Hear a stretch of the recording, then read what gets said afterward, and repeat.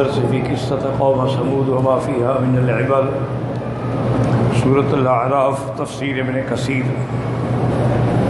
الحمد لله رب العالمين والصلاة والسلام على أشرف الأنبياء وسيد المرسلين سيدنا محمد وعلى آله وأصحابه أجمعين. اللهم صل على سيدنا محمد وعلى آل سيدنا محمد كما صليت على إبراهيم وعلى آل إبراهيم في العالمين إنك حميد مجيد. أعوذ بالله من الشيطان الرجيم. بسم الله الرحمن الرحيم.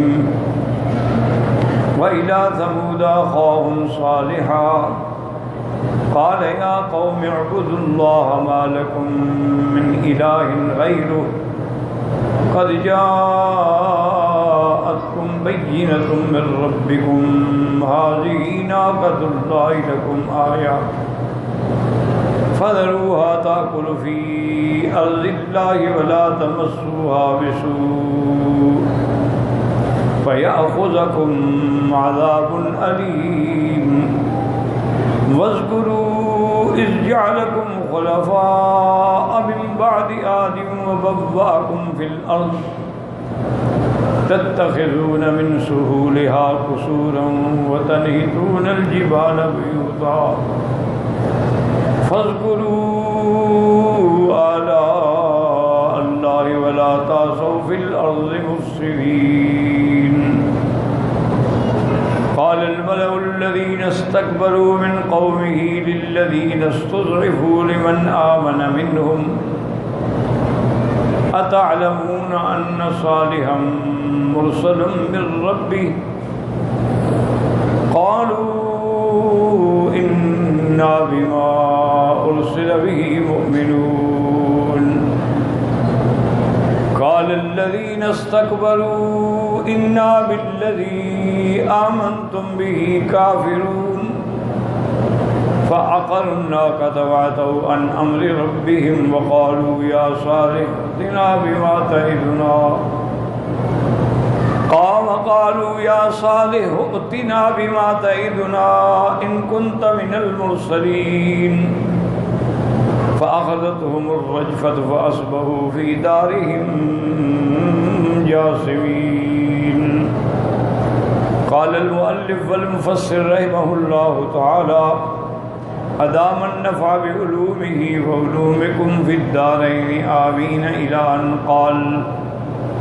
وذكر الإمام أبو جعفر بن جرير وغيره من علماء التفسير أن سبب قتلها أن امرأة منهم يقال لها أنيزة ابنة غنم بن مجلز وتكنى عثمان كانت عجوزا كافرة وكانت من أشد الناس عداوة لصالح عليه السلام. اب مفسر فرماتے ہیں کہ امام ابو جعفر بن جریر علماء تفسیر نے لکھا ہے کہ اونٹنی کے قتل کرنے کا اصل سبب کیا تھا. وہ فرماتے ہیں کہ ان امرأۃ منہم ان کے قبیلے میں ایک عورت تھی، اس کا نام جو ہے وہ انیزہ تھا، لیکن کنیت اس کی ام عثمان تھی. کانت عجوزاً کافرتاً بوڑھی عورت تھی، کافرہ تھی، لیکن شدید العداوہ اس کو حضرت صالح علیہ السلام سے شدید عداوت تھی، بغض تھا، اناد تھا. وَكَانَتْ لَهَا بَنَاتٌ حِسَانٌ وَمَالٌ جَزِيلٌ وَكَانَ زَوْجُهَا ذُؤَابٌ بْنِ عَمْرٍ أَحَدُ رُؤَسَاءِ ثَمُودَ. کہتے ہیں کہ اس کی لڑکیاں بڑی خوبصورت تھیں اور اس کے بعد مال دولت بھی بہت تھا. اس کا خامن جو ہے اس کا نام تھا ذؤاب بن عمرو، وہ بھی قوم سمود کے بڑے سرداروں میں شمار ہوتا تھا. ایک تو یہ عورت تھی.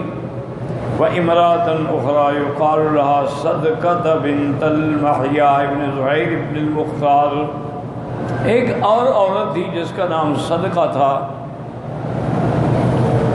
اور یہ عورت جو ہے ذات حسب و مال و جمال، اس کے بعد بھی بے انتہا مال بھی تھا اور بڑی خوبصورت بھی تھی۔ وَكَانَتْ تَحْتَ رَجُلٍ مُسْلِمٍ مِّن ثَمُودَ فَفَارَقَتْهُ فَكَانَتَا تَجْعَلَانِ لِمَنْ الْتَزَمَ لَهُمَا بِقَتْلِ النَّاقَةِ۔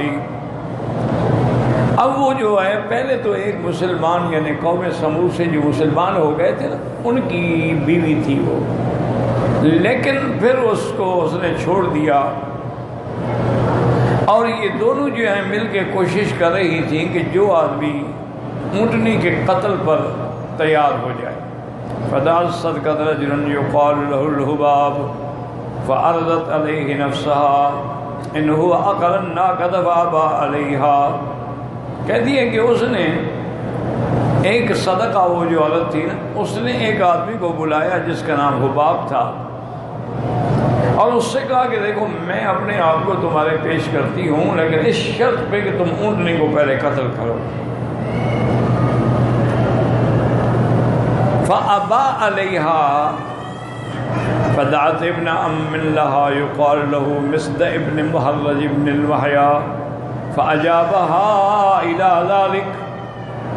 اس نے انکار کیا۔ اب اس نے اپنے ایک چاچے کا بیٹا تھا مصدع ابن محر، اس کو بلایا۔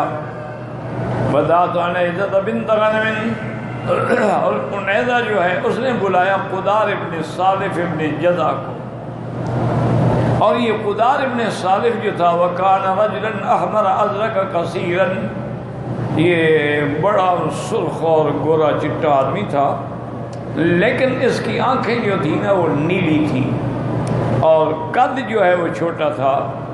یزعمون انہ کان ولد زنیۃ، اور یہ بھی وہ بتاتے تھے کہ اصل میں یہ خود بھی یہ ولد الزنا تھا۔ ولم یکن من ابیہ الذی ینسب الیہ وہو صالف، وہ کہتے ہیں کہ وہ جو نسبت کرتا تھا نا کہ میں صالف کا بیٹا ہوں، یہ غلط بات تھی، وہ صالف کا بیٹا نہیں تھا، اصل میں وہ زنا کی اولاد تھا، صالف کے بستر پہ پایا گیا تھا۔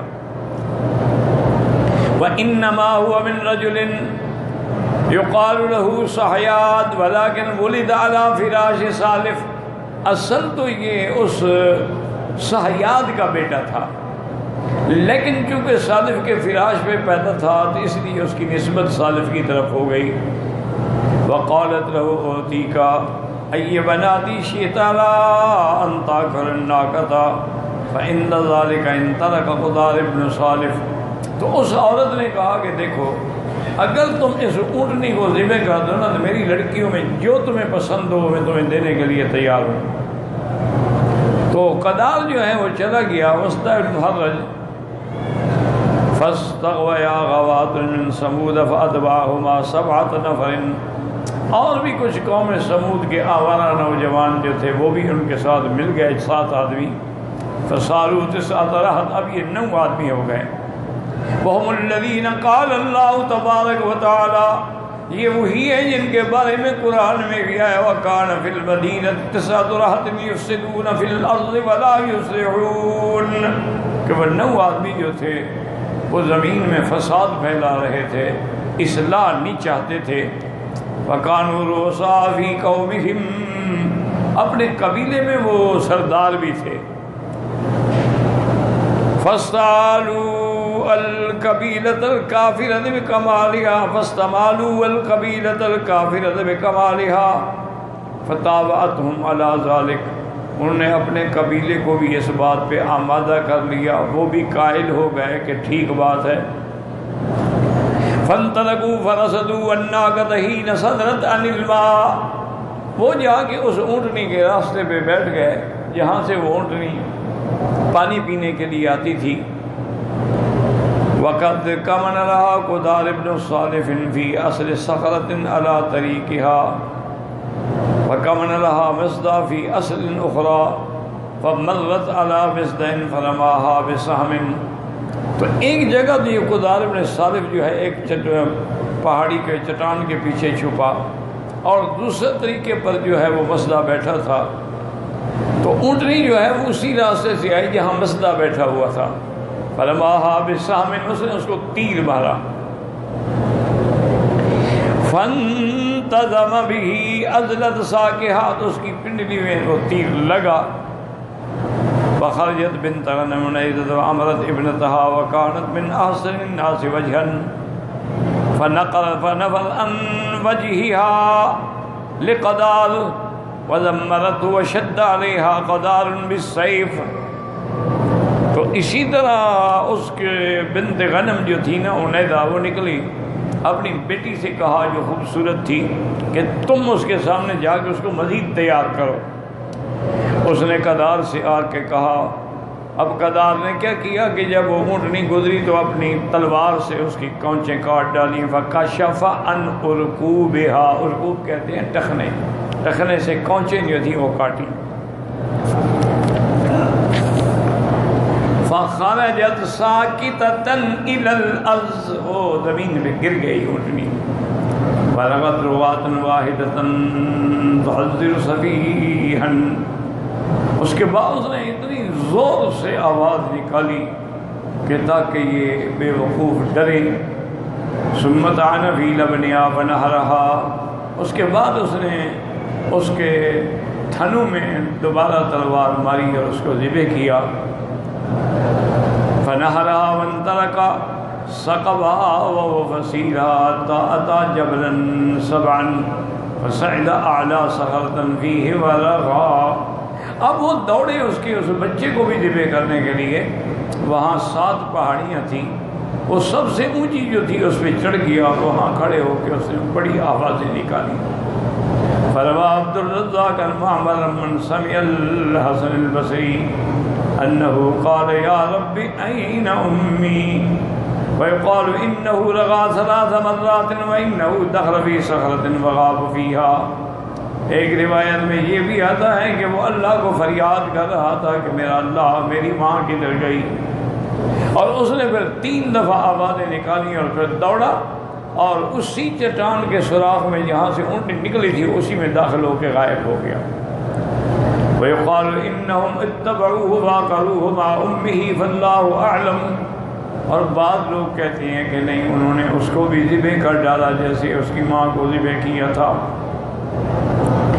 فلما فعلوا ذلك فرغوا من نقر الناقة وبلغ الخبر الصالح عليه السلام فجاءهم وهم مجتمعون فلما رأى الناقة وبكى، جب حضرت صالح علیہ السلام کو خبر ملی فجاءهم وهم مجتمعون، حضرت صالح تشریف لائے، یہ لوگ بھی وہاں اکٹھے ہوئے تھے. حضرت صالح علیہ السلام نے جب اونٹنی کو دیکھا گرا ہوا، اونٹنی کو دیکھا مرا ہوا کٹا ہوا تو رو پڑے، اور اس کے بعد فرمایا تمتعوا فی دارکم 3 ایام ذالک وعد غیر مکذوب. حضرت صلی اللہ علیہ وسلم نے فرمایا کہ اے قوم، تم نے اللہ کی نافرمانی کی، میں نے تمہیں کہا تھا کہ اس اونٹنی کو کوئی تکلیف نہ پہنچائیں، لیکن اب میں تمہیں بتلاتا ہوں کہ تم 3 دن انتظار کرو، 3 دن کے بعد اللہ کا عذاب آنے والا ہے اور اللہ کا وعدہ سچا. وَكَانَ قَتْلُهُمُ النَّاقَةَ يَوْمَ الْأَرْبَعَاء، انہوں نے بدھ والے دن جو ہے اونٹنی کو قتل کیا تھا. فلما امسى اولئك التسعة الرهط عزموا على قتل صالح وقالوا ان كان صادقا نجلناه قبلنا وان كان كاذبا الحقناه بناقته. اب انہوں نے یہ کیا شام کو کہ وہ جو 9 آدمی اکٹھے تھے نا، انہوں نے پھر مشورہ کیا. انہوں نے کہا بھی چلو ایسا کرتے ہیں کہ خود صالح علیہ السلام کو بھی شہید کر دیتے ہیں. اگر تو صالح علیہ السلام سچے ہیں اور رسول ہیں، چلو ہم سے پہلے گئے تو عذاب تو ہم پہ بعد میں آئے گا نا، 3 دن کے بعد. ہم تو ان کو آج رات ہی قتل کرتے ہیں. اور اگر نعوذ باللہ صالح علیہ السلام جھوٹے ہیں تو پھر اس کو بھی اونٹنی کے ساتھ پہنچ جائیں گے جہاں ان کی اونٹنی پہنچی، یہ بھی مرنے کے بعد وہیں چلے جائیں گے. انہوں نے یہ مشورہ کیا. وقالوا تقاسموا بالله لنبيتنه واهله ثم لنقولن لوليه ما شهدنا مهلك اهله وانا لصادقون. ومكروا مكرا ومكرنا مكرا وهم لا يشعرون فانظر كيف كان عاقبة مكرهم. انہوں نے قسمیں کھائیں، پروگرام بنایا کہ رات کے اندھیرے میں جا کر ہم اس کو شہید کرتے ہیں. پھر اس کے جو والی ہیں، جو وارث ہیں، ان سے کہا ہمیں کیا پتہ ہے، ما شہدنا مالک علی، اور ہم سچی ہم نے تو قتل نہیں کیا.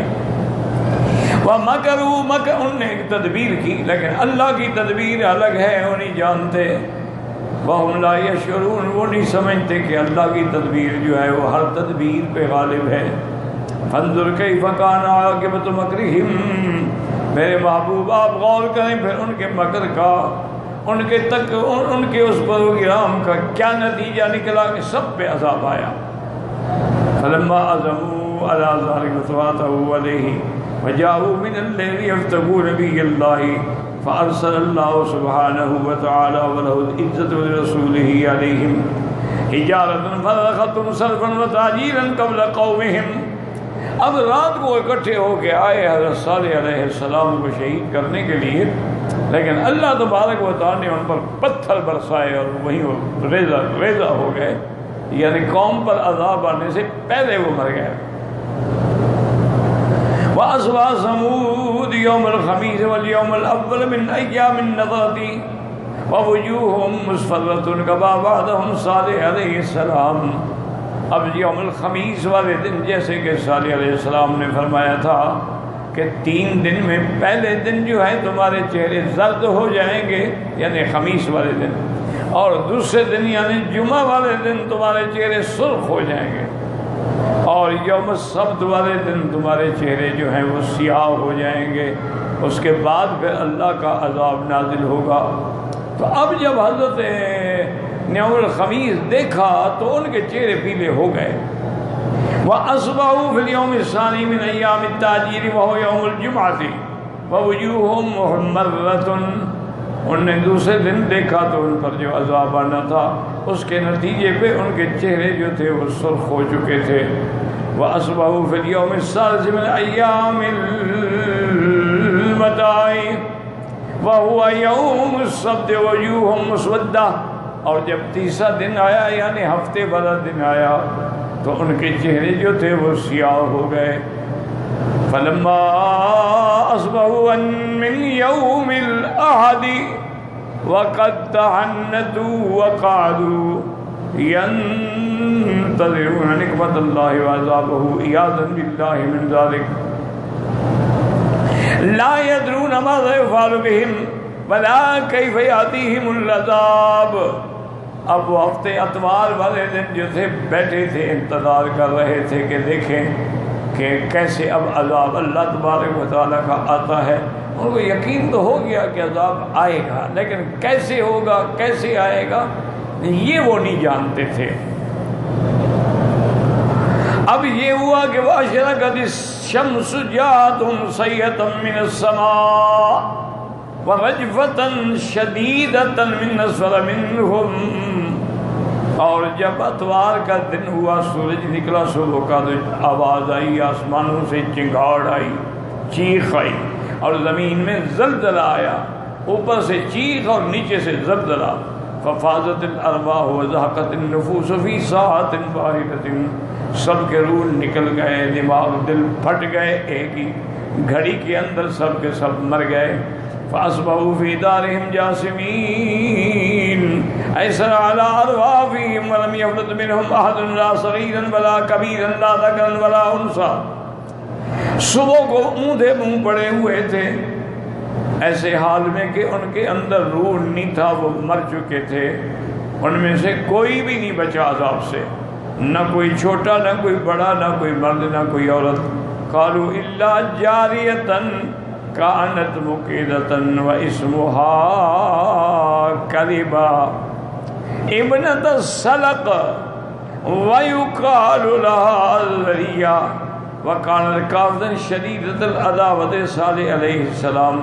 فلما رأت ما رأت من العذاب انطلقت رجلها فقامت تسعى كأسرع شيء فأتت حيا من الأحياء فأخبرتهم بما رأت وما حل بقومها ثم استسقتهم من الماء فلما شربت ماتت. اب وہ کہتے ہیں کہ وہ بیٹھ گئی تھی، یعنی ٹانگوں میں چلنے کی سمت نہیں رہی تھی، لیکن جب اس کو پتہ لگا تو اتنے غصے سے اٹھی کہ وہ ٹانگیں بھی ٹھیک ہو گئی اور دوڑ کے گئی اور جا کے اپنے قبیلے والوں کو بتائی یہ حال ہو گیا ہے. وہاں جانے کے بعد اس نے جب ان کو بتلا دیا اور اس کے بعد پانی مانگا تھا، ابھی پانی پیا ہی تھا کہ وہ بھی مر گئی. قال الموت تصيب ولم يبقى من ذرية ثمود أحد سوى صالح عليه السلام النبي رضي الله عنه إلا أن رجلا يقال له أبو رغال كان لما وقعت النقمة بقومه مقيما إذ ذاك في الحرم فلم يصبه شيء فلما خرج في بعض الأيام إلى الهل جاء حجر من السماء فقتله. اور بعض علماء فرماتے ہیں کہ حضرت صالح علیہ السلام اور جو ان کے پر ایمان لے آئے ان کے سوا کوئی نہیں بچا. ایک آدمی تھا جس کا نام ابو رغال تھا، وہ اس لیے بچ گیا کہ ان دنوں میں وہ حرم میں تھا، لیکن وہ بھی جب حدود حرم سے باہر نکلا تو آسمانوں سے پتھر آیا جس نے اس کو بھی مار ڈالا. وقد تقدم فی اول القصہ حدیث جابر بن عبداللہ فی ذلك وذكروا أن أبا رغال هذا هو بعض السقيف الذين كانوا يسكنون الطائف. اب مفسر فرماتے ہیں کہ جابر بن عبداللہ کی حدیث میں یہ بات آ چکی ہے کہ یہ ابا رغال جو تھا قوم ثقیف کا بڑا تھا. قوم ثقیف تھی جو طائف میں رہتی تھی. قال عبد الرزاق عن معمر قال اخبرني اسماعیل بن امیۃ ان النبی صلی اللہ علیہ وسلم بقبر ابی رغال فقال تدرون من هذا قالوا اللہ ورسولہ اعلم. حضور صلی اللہ علیہ وسلم گزرے ایک قبر پہ. آپ نے صحابہ نے پوچھا جانتے ہو یہ کس کی قبر ہے؟ انہوں نے کہا جی ہم تو نہیں جانتے، اللہ جانتے ہیں. تو آپ نے فرمایا یہ قبر جو ہے ابی رغال کی ہے. رجل من ثمود، یہ قوم ثمود کا آدمی تھا. کان فی حرم اللہ فمنعہ حرم اللہ عذاب اللہ، یہ چونکہ حرم میں تھا تو اس پر عذاب اللہ کا نہ آیا. فلما خرج اصابہ ما اصاب قومہ ودفن ہاہنا، اور جب یہ حرم سے نکلا نہ تو اس پر بھی اللہ کا عذاب آیا، مر گیا، اس کو اسی جگہ دفن کیا گیا. اور نشانی یہ ہے کہ اس کی قبر کے اندر ایک سونے کی چھڑی بھی ہے. یہ بڑا تھا نا تو ہاتھ میں جو سٹک رکھتے ہیں نا اس نے سونے کی رکھی ہوئی، وہ بھی اس کے ساتھ ہی دفن ہو گئی. اس کے بعد فرماتے ہیں فَنَظَرَ الْقَوْمُ فَابْتَدَرُوهُ بِأَسْيَافِهِمْ فَأَنَّهُمْ بَاسُوا عَنْهُ فَاسْتَخْرَجُوا الْغَسْلَ. پھر اس کی قوم جو تھی نا وہ آئے، وہ چھڑی کے لیے لڑ پڑے کہ بھی وہ سونے کی چھڑی ہم نکالیں. تو بہرحال انہوں نے پھر وہ نکالی. وقال عبد الرزاق قال معمر قال الزهري ابو رغال ابو ثقيف هذا مسلم من هذا الوجه وقد روى متصل من وجه آخر كما قال محمد بن اسحاق بن اسماعيل بن أمية عن بحير بن ابي بحير قال سمعت عبد الله بن عمر يقول سمعت رسول الله يقول حين خرجنا معه الى الطائف، کہ جب ہم حضور کے ساتھ طائف کی طرف جا رہے تھے فمررنا بقبر فقال هذا قبر ابي رغال، حضور نے فرمایا یہ ابی رغال کی قبر ہے. اور وہ قوم ثقیف جو ہے نا ان کا بڑا وہی تھا. وکان من ثمود، قوم ثمود سے تھا. وکان بهذا الحرم دفعانه، حرم میں تھا تو عذاب سے بچا رہا. فلما خرج اصابت النقمة التي اصابت قومه بهذا المكان دفن فيه. وآیت ذلك، اور نشانی کیا ہے کہ انه دفن معه غصن من ذهب ان انتم نبشتم عنه اصبتموه، اگر تم اس کی قبر کھولو گے تو وہ سونے کی چھڑی بھی اس کے اندر ہوگی. فابتدره الناس فاستخرجوا منه الغصن وهكذا رواه ابو داود عن يحيى بن معين عن وهب بن جرير بن حازم عن نبيه عن ابن اسحاق به. وقال شيخنا ابو الحجاج المزي وهو حديث حسن عزيز. قلت تفرد بوصله بجير بن ابي بجير هذا وهو شيخ لا يعرف الا بهذا الحديث. قال يحيى بن معين واسمع احدا روى عنه غير اسماعيل بن أمية قلت وعلى هذا ويخشى أن يكون واهما في رفع هذا الحديث وإنما يكون من كلام عبد الله بن عمرو مما أخذه من الزاملتين.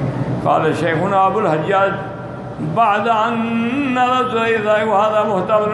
تو انہوں نے کہا کہ اصل میں اس کا تو سما ثابت نہیں ہے. ہاں یہ ہو سکتا ہے کہ حضرت عبداللہ بن عمر کا ہی یہ قول ہو.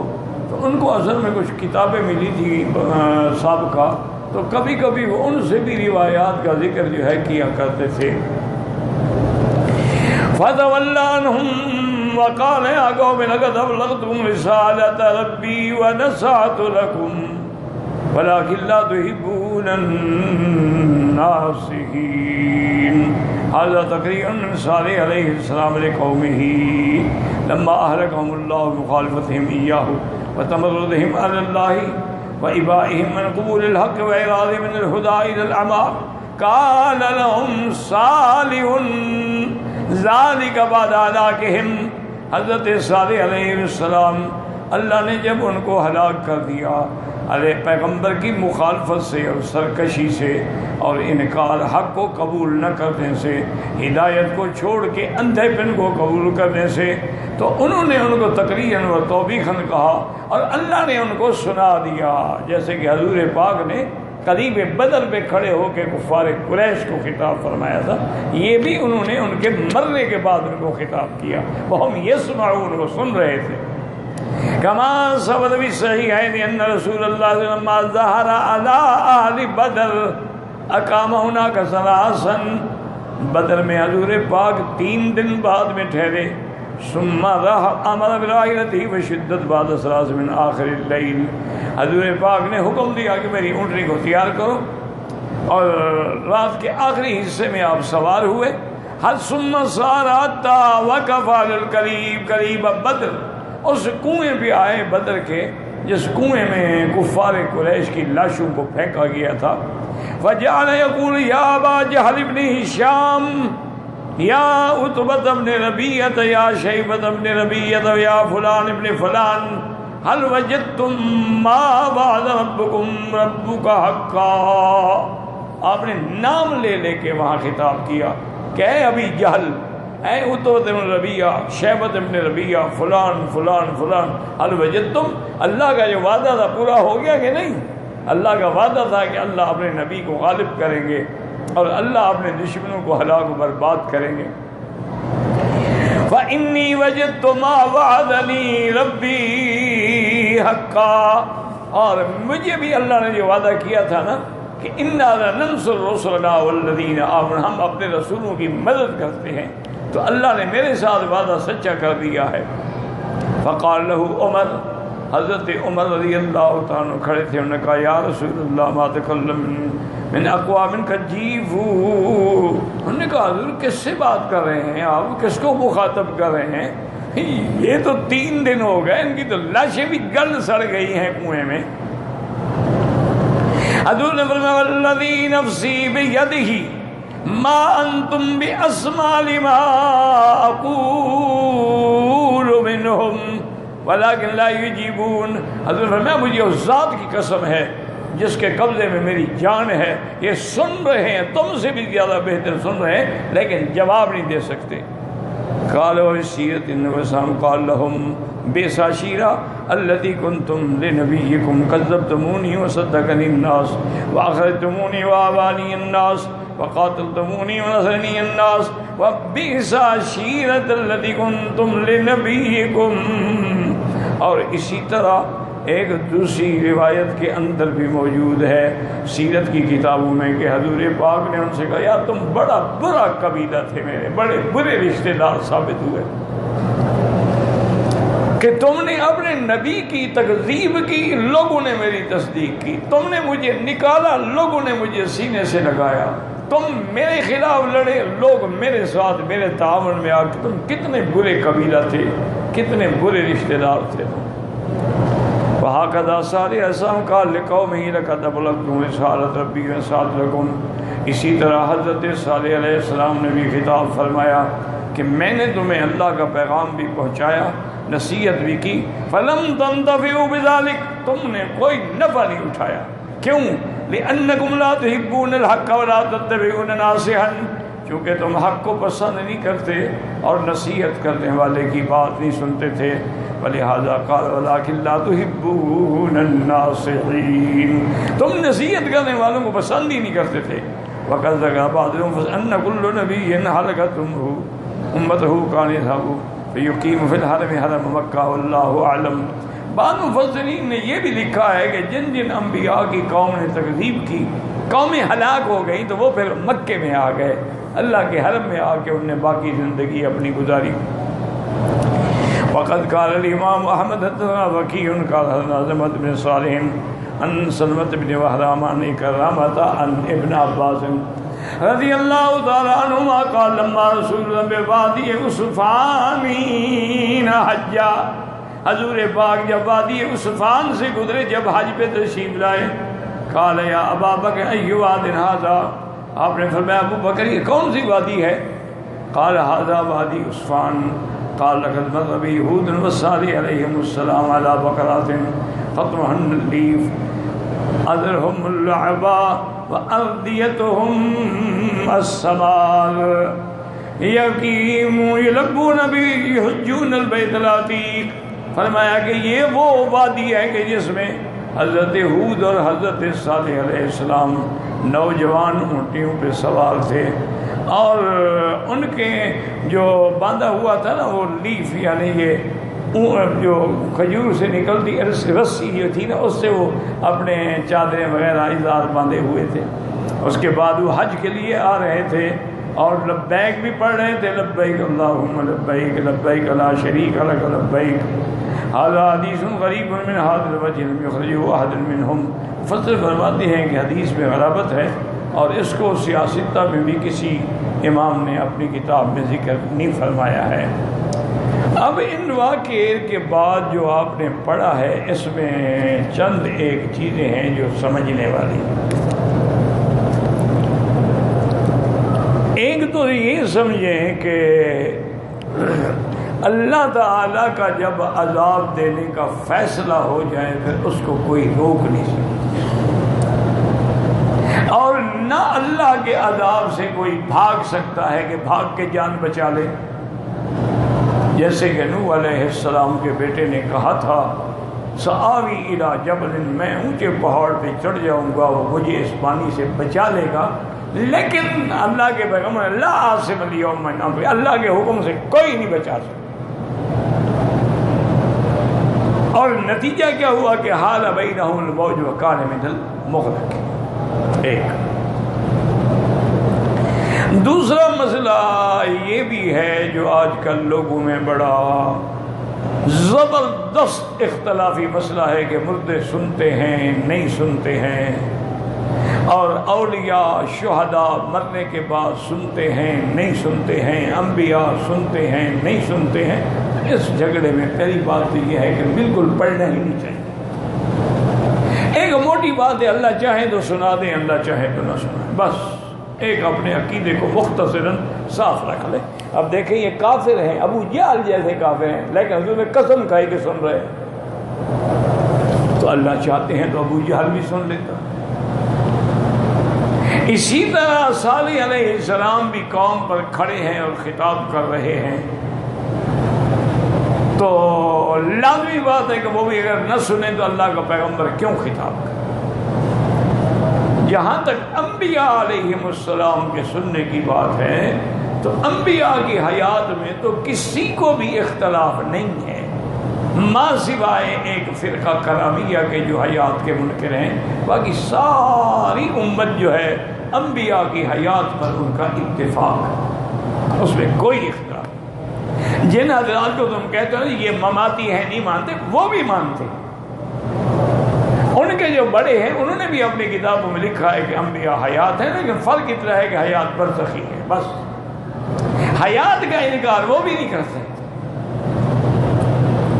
اور علماء دیوبند نے جو لکھا ہے کسی کتابوں میں کہ آپ کی حیات جو ہے وہ دنیاوی حیات سے بھی زیادہ طاقتور ہے، تو یہ محبت کی بات ہے یہ عشق کی بات ہے کہ مقصد یہ تھا کہ دنیا میں تو حضور کو کام بھی تھے نا، جنگ ہے، جہاد ہے، صحابہ ہیں، بیوی ہے، بچے ہیں، دکھ ہے، سکھ ہے. اب تو کچھ نہیں ہے نا، اب تو صرف اللہ سے تعلق ہے. تو لہذا اس حیات سے بھی تو زیادہ کمی ہو گئی نا. انہوں نے اس بنا پہ لکھا ہے، ورنہ وہ یہ انکار نہیں کرتے کہ یہ عالم برزخ نہیں ہے.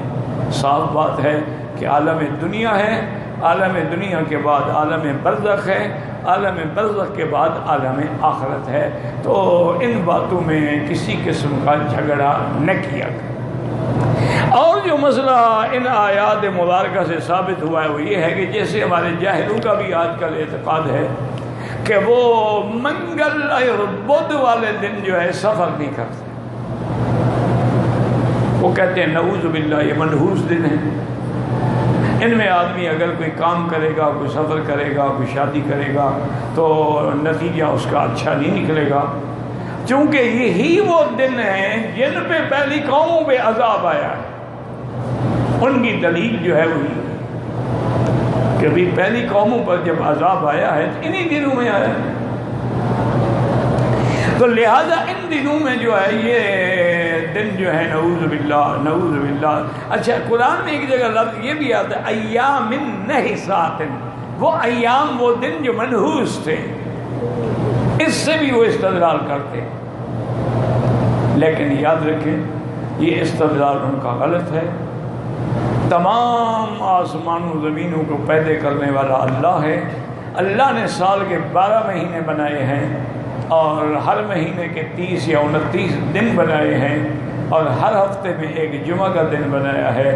سال میں ایک دن جو ہے وہ یوم عرفہ کا ہے اور 10 راتیں جو ہیں وہ حج کی اور منی کی راتیں ہیں. تو یہ اللہ کا ایک نظام ہے.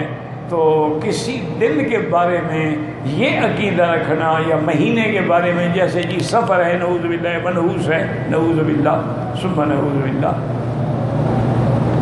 پہلی بات تو یہ دیکھنا جی اچھا اب ہم شروع کریں گے جی اچھا بدھ سے عذاب آیا تو بدھ بھی آیا، خمیس بھی آیا، جمعہ بھی آیا، ہفتے کو بھی آیا، تو باقی دن کون سے بچے؟ اتوار والے دن خود عذاب نازل ہو گیا، یہ تو بس سارے دن عذاب والے ہو گئے، سارے دن منحوس ہو گئے نعوذ باللہ. تو باقی دن کون سا بچے گا؟ اچھا دوسرا یہ ہے نا کہ ایام نحسات وہ ان کے لیے منحوس تھے جن پر اللہ کا عذاب آیا تھا. ایمان والوں کے لیے تو دن مبارک تھے کہ آج دشمن مر گئے، آج دشمن ہلاک ہو گئے. وہ ہمارے لیے کیوں منحوس ہوں؟ تو یہ عقیدہ رکھنا جو ہے یہ بھی شرکیہ عقیدہ ہے، کفریہ عقیدہ ہے. تمام دن اللہ کے ہیں. ایک دن میں خوشی بھی ہوتی ہے، غمی بھی ہوتی ہے. ایک دن کے اندر کسی کے گھر بچہ پیدا ہوتا ہے، کسی کا بچہ فوت ہو جاتا ہے، شہید ہو جاتا ہے، حادثے ہو جاتے ہیں. تو اس لیے ایسے عقیدے رکھنے جو ہیں یہ کافروں کے عقیدے ہیں. تمام دن اللہ کے ہیں، تمام راتیں اللہ کی ہیں، تمام امور اللہ کے ہیں، تمام احکامات اللہ کے ہیں. ہر چیز میں اس کی حکمت ہے. وہ دکھ دیتے ہیں تو حکمت ہے، وہ سکھ دیتے ہیں تو حکمت ہے.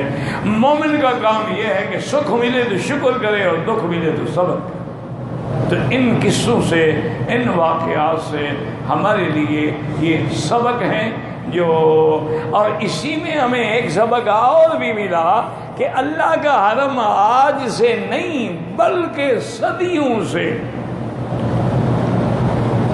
اللہ کا حرم جو ہے وہ پہلے سے ہی حرم تھا.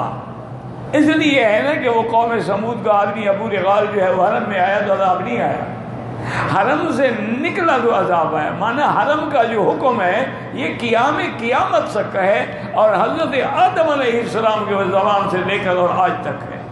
یہ نہیں کہ اب حرم ہے، اس وقت حرم نہیں تھا. اسی لیے قرآن میں ہے کہ جب سیدنا ابراہیم علیہ السلام نے اللہ کے حکم سے اپنی بیوی بچے کو یہاں چھوڑا تو اس وقت تو کوئی کعبہ بنا ہوا نہیں تھا، بس ایک ٹیلا پڑا ہوا تھا. لیکن انہوں نے فرمایا کہ یا اللہ اسکنت من ذریتی بواد غیر ذی زرع عند بیتک المحرم، تیرے حرمت والے گھر کے پاس میں اپنے بچوں کو چھوڑ کے جا رہا ہوں. تو ان کو بھی پتہ تھا کہ یہ حرم ہے اور یہ حرمت والا ہے اور یہ شان والا ہے. اور یعنی اللہ کا عذاب بھی رک جاتا تھا حرم سے.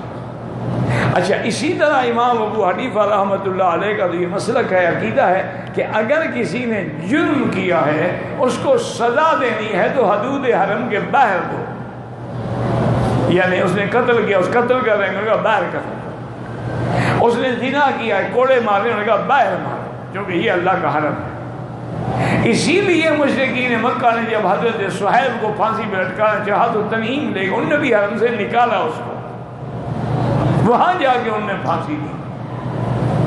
لیکن حنابلہ رحمہ اللہ ان کا مسلک یہ ہے کہ اگر کسی نے جرم حرم میں کیا ہے تو پھر اس کو سزا بھی حرم میں دینا جائز ہے، ان کا مسلک یہ ہے۔ لیکن امام صاحب رحمۃ اللہ علیہ حرمت حرم میں وہ کہتے ہیں اب بھی حرم حرم ہے، حرم کے اندر جب اللہ بھی عذاب نازل نہیں کرتے ہیں